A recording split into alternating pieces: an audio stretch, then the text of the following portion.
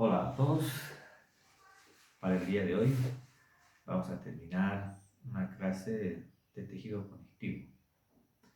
En una sesión anterior estábamos comentando sobre las células transitorias y en estas estábamos hablando sobre las células plasmáticas que representan el linfocito B en su forma inmunológicamente más competente.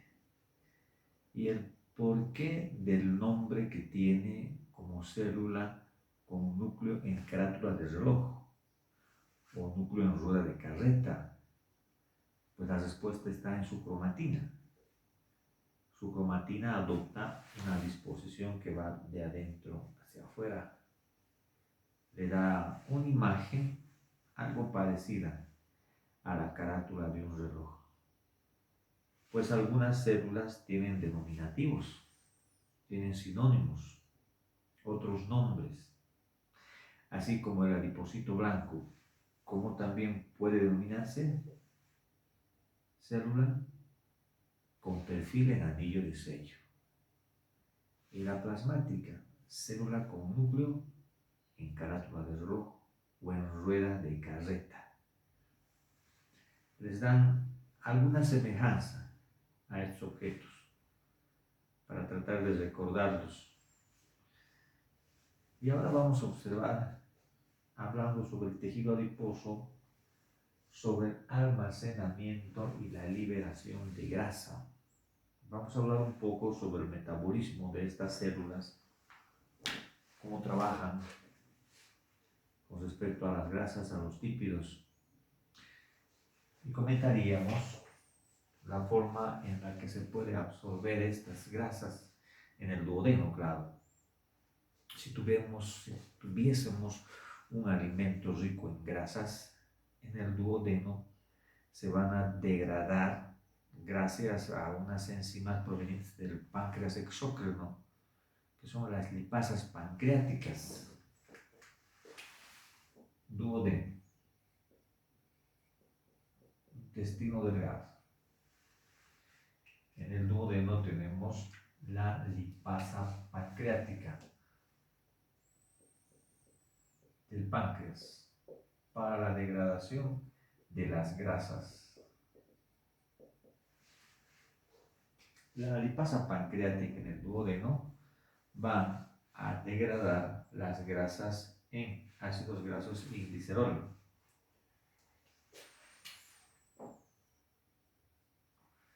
Estamos hablando de un contenido rico en grasas. La lipasa pancreática las va a degradar en ácidos grasos y glicerol.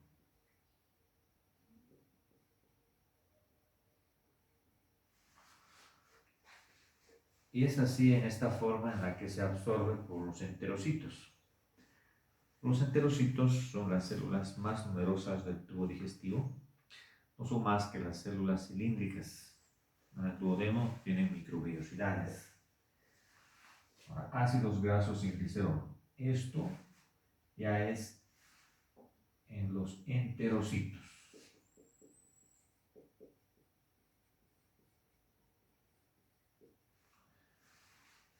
Los enterocitos absorben esto. Y los enterocitos van a transformar este ácido graso y glicerol en triglicéridos.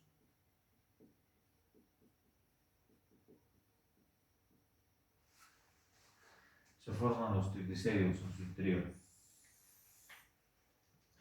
Y estos triglicéridos tendrán que viajar por el torrente linfático y después por el torrente sanguíneo.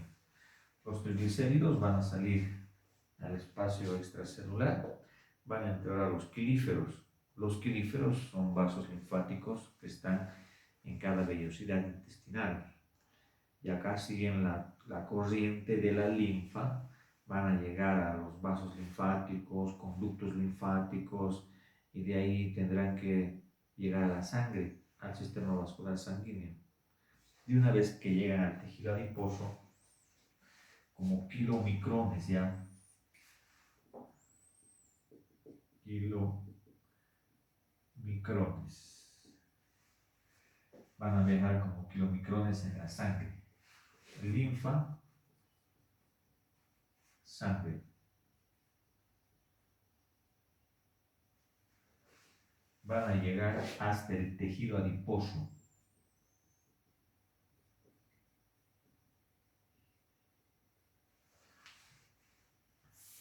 Los triglicéridos, como kilomicrones, van a ir junto a otros componentes que pueden ser producto del metabolismo de las grasas en el hígado. Pueden ser las lipoproteínas de baja densidad o las lipoproteínas de muy baja densidad. Colesterol, triglicéridos. Ahora, este tejido adiposo va a secretar una enzima, la lipasa del tejido adiposo. Esta lipasa del tejido adiposo va a entrar a los capilares que están en el tejido adiposo. De esta manera, los triglicéridos, gracias a esta enzima, a su lipasa del tejido adiposo, va a transformarse en ácidos grasos y glicerol. Se va a degradar a ácidos grasos y glicerol. Ácidos grasos y glicerol. Y estos ácidos grasos y glicerol van a ingresar ya a los adipocitos. Y dentro de los adipocitos ya se va a almacenar como triglicéridos. Adipocitos como triglicéridos.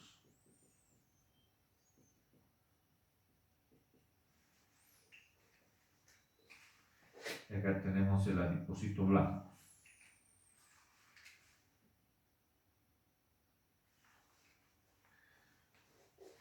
Está almacenado acá. Se han almacenado los triglicéridos. Pero estos triglicéridos van a poder salir en alguna oportunidad, por orden de alguna molécula de señalamiento. Para eso, como estudiamos más antes, hemos visto que la membrana de este adipocito contiene receptores para varias moléculas que lo que van a hacer es facilitar tanto la captación como la liberación de los ácidos grasos o triglicéridos. Entre estas moléculas estamos hablando, por ejemplo, de la insulina, los glucocorticoides, la somatotropina, la adrenalina, la noradrenalina.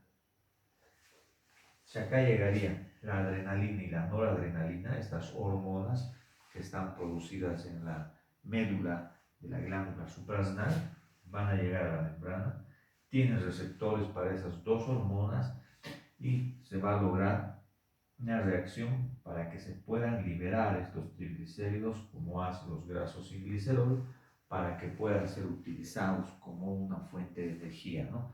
Para generar energía. Una función más que tiene el tejido adiposo es la de generar un conjunto de moléculas de señalamiento a las que se le llama las adiposinas. Algunas pueden tener actividad hormonal y otras no. En conjunto se las llama como adiposinas del tejido adiposo. Vamos a revisar algunas de las adiposinas como la leptina.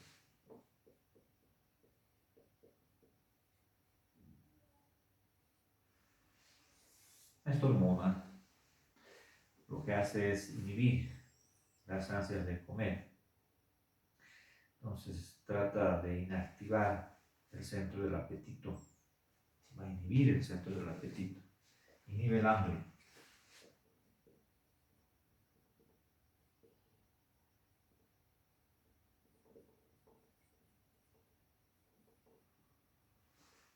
Luego tenemos la adiponectina.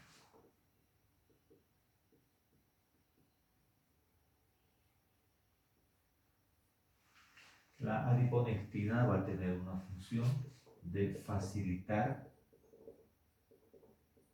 la sensibilidad a la insulina.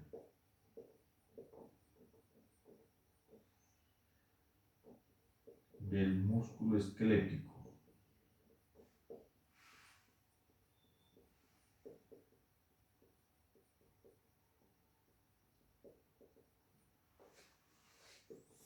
también va a inhibir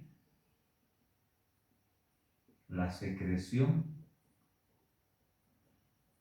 de glucosa en el hígado.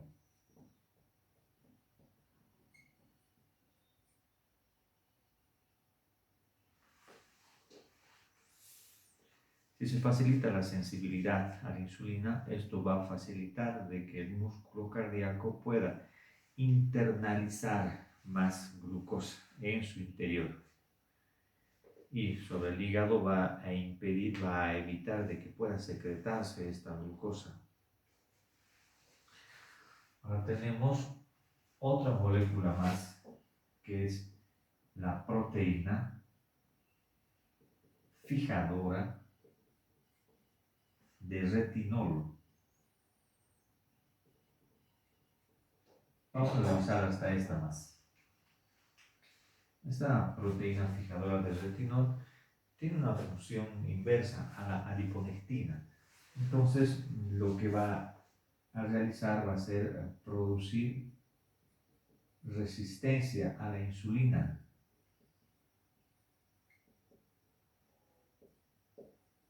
Resistencia a esta hormona en el músculo esquelético.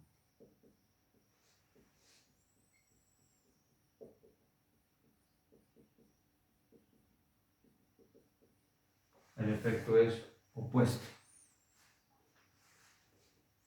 Y al contrario también, lo que va a hacer más bien es inducir a que el hígado pueda liberar glucosa. Estimula la liberación de glucosa.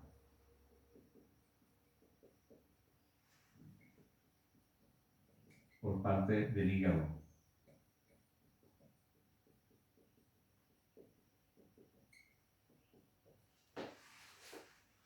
Esas son las funciones que tiene. Hay una función más de la adiponectina, una tercera función más que tiene que ver con la inhibición del centro del apetito. Inhibe el centro del apetito. Nos hemos revisado las principales adiposinas que produce el tejido adiposo. Tiene actividad hormonal. Terminando esto, vamos a conocer la clasificación que se tiene del tejido conectivo. Y complementando un poco con respecto al tejido adiposo, tanto el adipocito blanco como el adipocito pardo no tienen la capacidad para poder dividirse, no realizan la mitosis. La aparición de una nueva de estas células, de un nuevo adipocito, sea blanco o pardo, se basa en células madre, en células tronco. Solo así aparece una nueva de estas células. Y estos adipocitos pardos se cree que con el tiempo llegan a ser los adipocitos blancos, fusionando sus vesículas y llegando a ser esta célula, en el adulto ya. Como dependen de células madre para poder formar una nueva célula, ¿cuál de estas dos tuviera mayor probabilidad de aumentar más cantidad, más población celular? En el caso, tal vez, de mayor ingesta de alimentos ricos en grasas. ¿Cuál de las dos? Esta, el adipocito pardo. Porque en el embrión y en el recién nacido todavía existen células mesenquimatosas. De tal manera que si hubiese mayor ingesta de alimentos ricos en grasas, entonces inmediatamente las células mesenquimatosas a requerimiento se van diferenciando en nuevos adipocitos pardos y su población aumentaría con mayor facilidad que los adipocitos blancos que están en el adulto. Más difícil que aparezcan nuevos adipocitos blancos, ya que solamente contamos con algunas células madres. Por ejemplo, el fibroblasto inmaduro y también la célula perivascular. Solo esas dos. En cambio acá tenemos un montón. Y si se tuviese una población elevada de adipocitos pardos, esa población tendría que llegar a ser adipocitos blancos. Por lo cual podríamos entender de que en un adulto podría haber más predisposición a aumentar de peso o a la obesidad si de muy recién nacido hubiese aumentado la población de adipocitos pardos. Bien, seguido vamos a observar la clasificación del tejido conectivo y para eso vamos a borrar esto.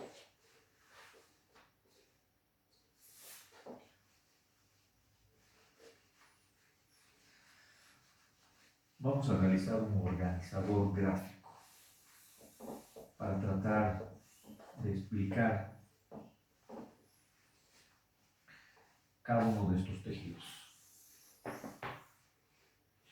Bien, colocamos tejido conectivo.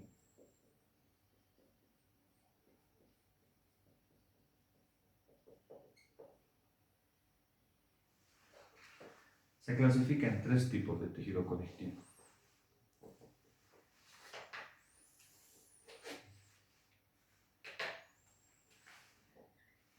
El primer punto será la clasificación.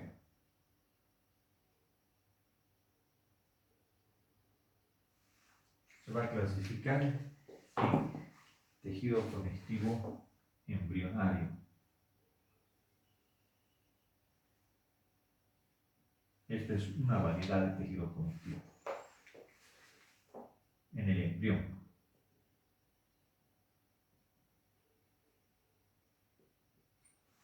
Otra variedad de tejido conectivo es el propiamente dicho o del adulto.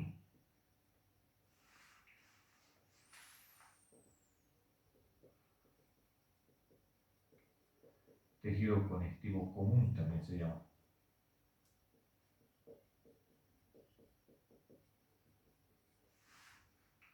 Y el último sería el tejido conectivo especializado.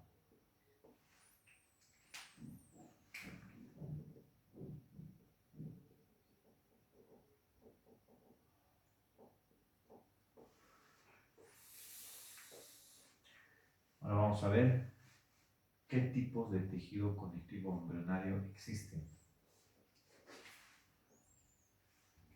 Este puede ser de dos variedades.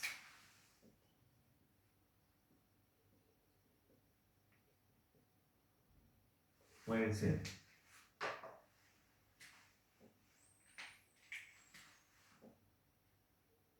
hacemos una división para dos tipos de tejidos, como son el mesenquimatoso y el mucoso.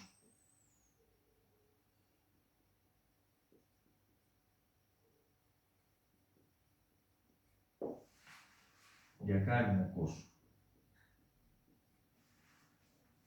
Bien, mesenquimatoso, estamos refiriéndonos al embrión. Es un tejido conectivo que tiene células madre que va a dar origen al resto de los tejidos conectivos.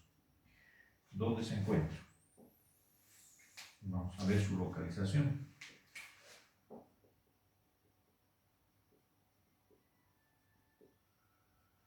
Se encuentra en embrión.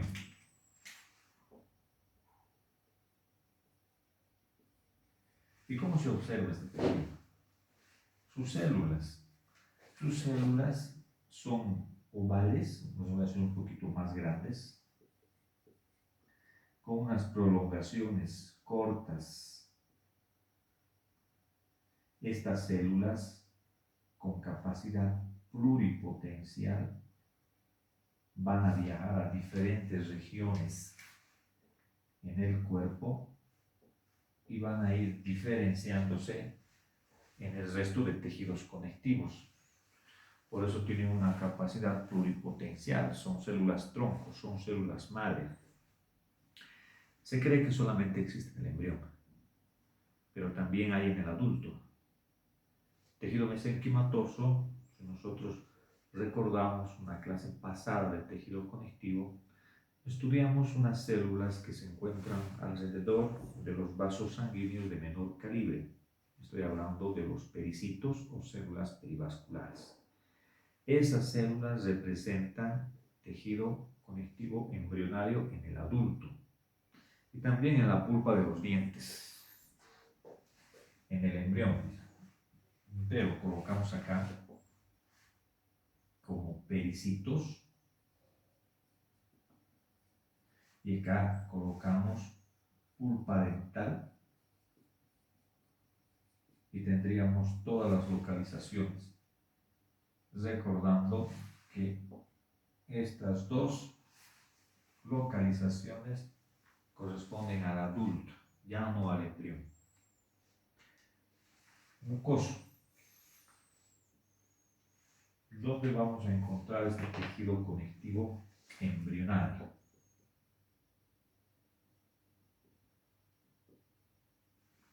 Un lugar bastante frecuente para poder explicar las características de este tejido conectivo es lo que llamamos como gelatina de Wharton, cordón umbilical. Gelatina o jalea de Wharton.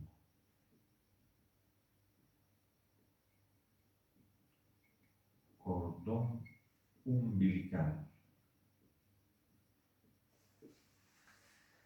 Aunque también podemos encontrarlos en la subdermis. Subdermis, por debajo de la dermis, también del embrión. ¿Cómo se ve este tejido? ¿Cómo es una gelatina de Wharton? Bueno, en un corte transversal, en el cordón umbilical, se puede reconocer porque existen dos arterias y una vena. Y entre estas estructuras vasculares vamos a encontrar un tejido mucoso, bien mucoso. El nombre del mucoso se debe a su alta viscosidad porque contiene principalmente ácido hialurónico. También hay colágena de tipo 3, colágena de tipo 1 y bastante sustancia amorfa. Si recordamos también, la sustancia amorfa es difícil de fijar, difícil de teñir. Acá están algunos fibroblastos.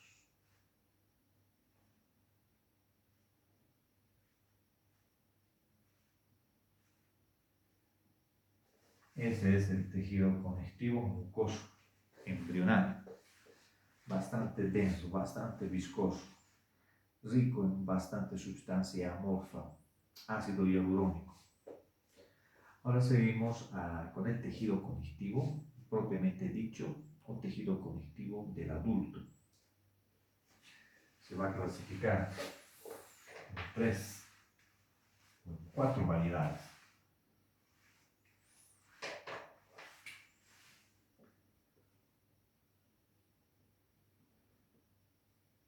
Este tejido conectivo puede ser laxo. Esa es una variedad de tejido conectivo.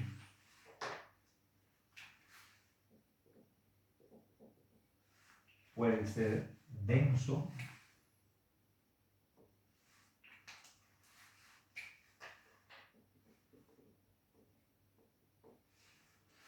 Puede ser reticular.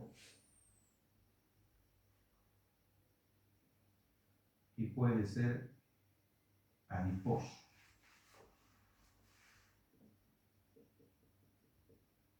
Las 4 variedades de tejido conectivo propiamente dicho. El laxo, también llamado como areolar.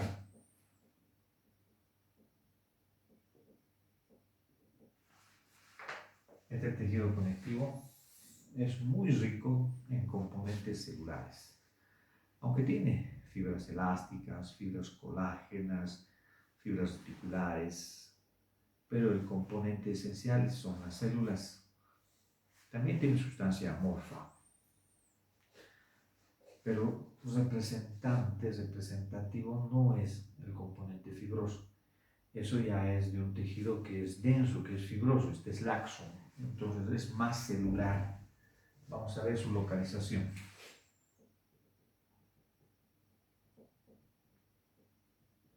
¿Dónde podemos encontrar?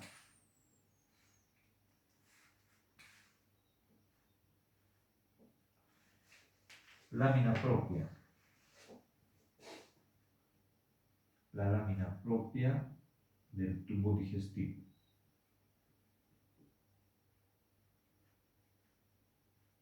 Alrededor del parénquima glandular.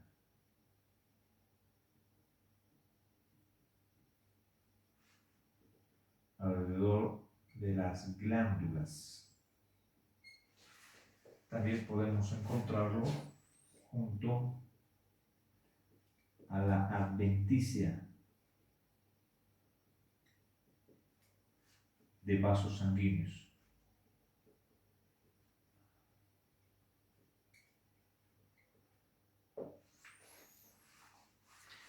La lámina propia. Vamos a hacer el ejemplo con la lámina propia. Acá tenemos un revestimiento epitelial del tubo digestivo. Acá están las células cilíndricas y por debajo de esta membrana epitelial encontramos al tejido conectivo laxo areolar. Aquí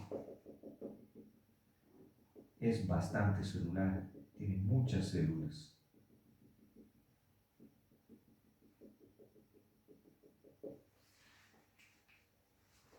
Entre sus células podemos citar al fibroblasto, la más común, la más frecuente. También hay macrófagos, pueden encontrarse mastocitos, células perivasculares. Sus fibras también existen, un poco de colágenas, fibras elásticas, fibras reticulares, sustancia amorfa. Pero ¿por qué la cantidad de células? Y sobre todo estamos hablando de células de defensa. Porque acá en esta lámina propia apenas solo una capa de células nos separa del medio externo. Puede haber la probabilidad de que ingresen antígenos. Para eso acá tenemos células del sistema inmunitario, como macrófagos. Pasamos a un denso. Este todavía se debe clasificar. Se clasifica. Tiene una subdivisión.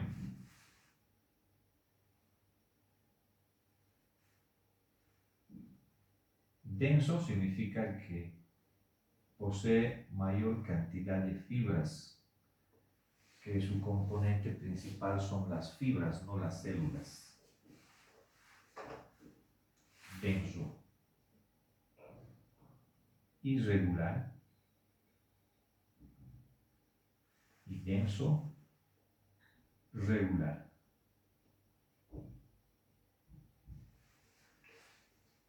El denso entonces es el fibroso.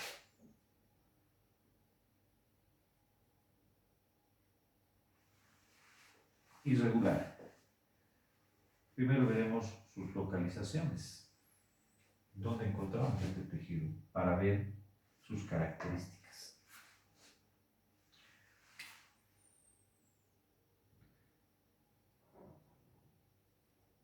Se encuentra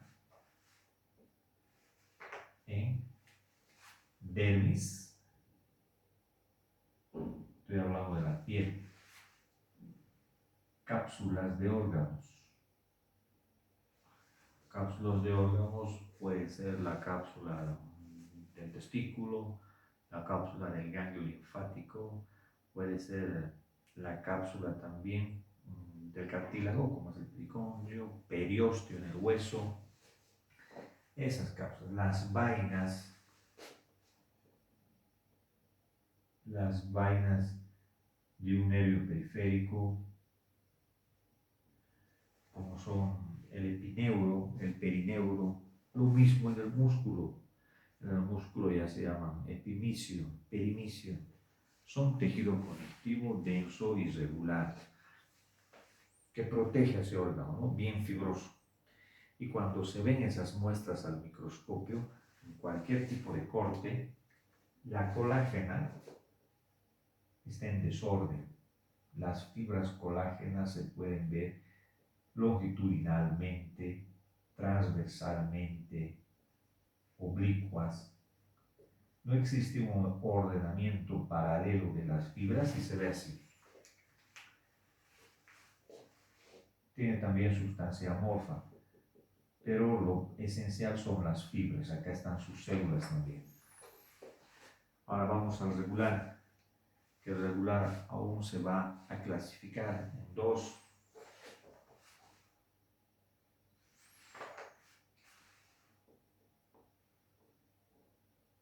Este puede ser,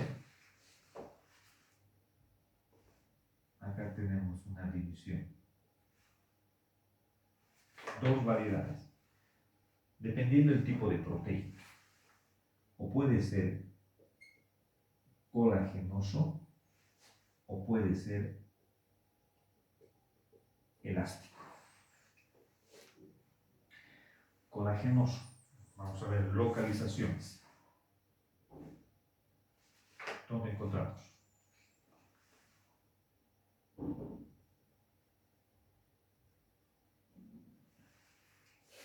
Ligamentos, tendones, aponeurosis.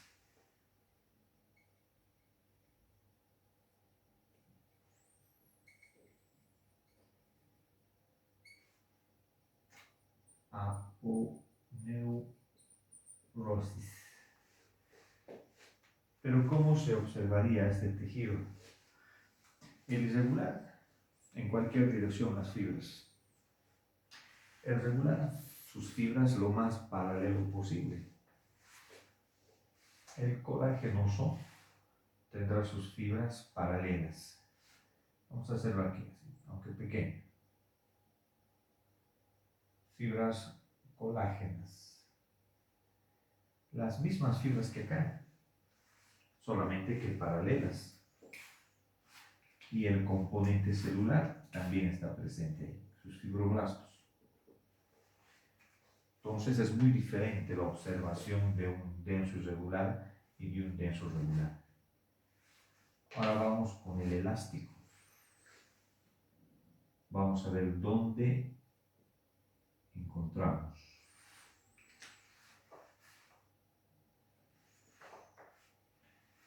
Con predominio, tejidos con predominio de tejido elástico, con fibras elásticas. Arterias de gran calibre, las más grandes, como la aorta. Ligamento. Pero no me refiero a estos ligamentos, estos son excepciones. Ligamento amarillo. Ligamento amarillo, columna vertebral. Y también en el ligamento suspensorio del pene. Ahí están las localizaciones. Para el elástico, las fibras también son paralelas, solo que las fibras son más finas, más delgaditas. Y si estaríamos viendo una aorta, las fibras van en una disposición arqueada, ¿no? Y más delgaditas. Entonces, a la tensión, este tendón, porque puede ser un tendón que estamos observando, es más acidófilo que una arteria, aorta, porque la fibra es más fina, no se tiñe tan intensamente. Sus componentes celulares igual están ahí. Estos dos tejidos resisten muy bien las fuerzas de tensión, bastante. Este por su grosor y este más por su elasticidad. Como son fibras elásticas, estas fibras elásticas tienen la capacidad, recordando en un capítulo pasado, de poder distenderse en un porcentaje de 150 o el equivalente a 1.5 veces de grado de distensión. Reticular. Existe ese tejido conectivo reticular y esto es por la presencia de fibras reticulares. ¿Qué tipo de colágeno son las fibras reticulares? Colágeno de tipo 3. Si quisiéramos saber dónde hay este tipo de tejido conectivo, solamente hay que recordar localización de la colágena de tipo 3 y sería lo mismo. ¿De acuerdo? ¿Dónde hay? Órganos linfoides, médula ósea, hígado, vaso, ganglio linfático, timo, el mismo tejido adiposo. Ahí podemos encontrar. Y vamos colocando algunos ejemplos.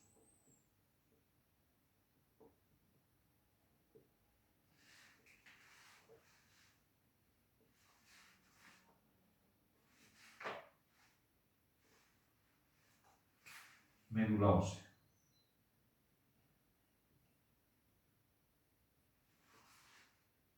Ganglio. Vaso. Tejido adiposo. Tejido muscular. Justo en su túnica más interna. En el endomisio. Si hablamos de un nervio periférico, en el endoneuro. ¿Por qué el nombre de reticular? Porque es formadora de redes. Acá cabe destacar que no es más que la colágena de tipo 3 y la apariencia debe ser como una red, así, con sus ramificaciones, divisiones de la colágena. Son fibras muy delgadas, se tiñen pero bastante bien con las sales argénticas de plata, mucho mejor que teñir con HE. Y si estamos viendo el parénquima, tal vez de un ganglio linfático, tal vez del vaso, acá están las células, los linfocitos. Entre esta red de colágeno tipo 3. Así debe verse. Y tenemos acá un tejido adiposo del cual se ha estado hablando.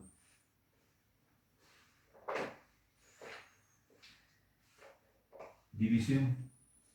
Primero la división.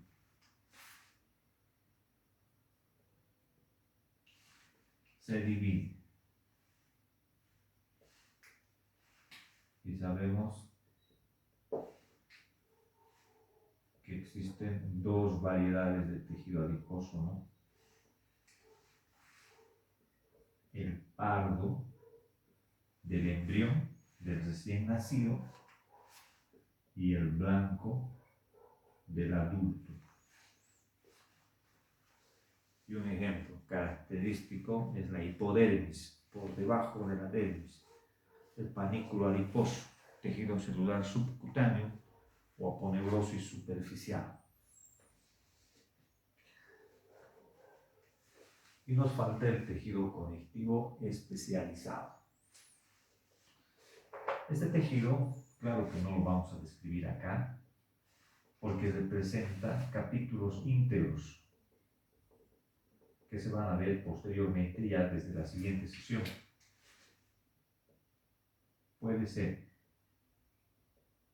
Y tenemos las variedades. Cartílago, hueso y sangre.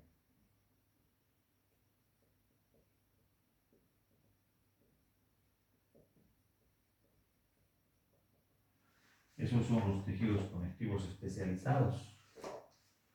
Hueso es todo un capítulo ampuloso. Cartílago poco menor. Y sangre también, un capítulo bastante extenso. Este sería nuestro organizador gráfico para la clasificación de tejido conectivo. Me pueden dar una captura de pantalla en cualquier momento. Y para la siguiente sesión ya vamos a comenzar con el tejido conectivo especializado. Vamos a empezar con cartílago, jóvenes. Ha sido un placer estar con ustedes. Hasta otra oportunidad. Se despide de ustedes el doctor Moya.